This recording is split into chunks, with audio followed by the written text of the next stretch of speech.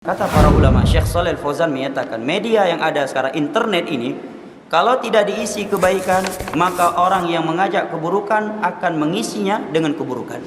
Tidak ada sesuatu yang paling disesali oleh orang-orang yang mereka telah mati, kecuali mereka ingin hidup kembali di dunia supaya mereka bisa menginfakkan harta mereka di jalan Allah Subhanahu wa taala.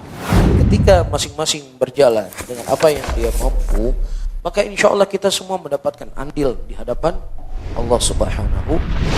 Jadi yang berdakwah, antum misalnya nggak menyampaikan ilmu di majelis seperti ustadz-ustadz yang menyampaikan, tapi ketika antum berta'awun, bekerja sama, ya, walaupun pekerjaannya cuma hal-hal yang mudah, insya Allah apa?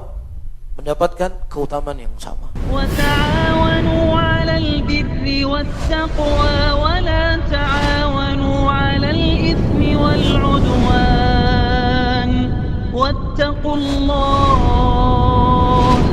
innallaha syadidul 'iqab.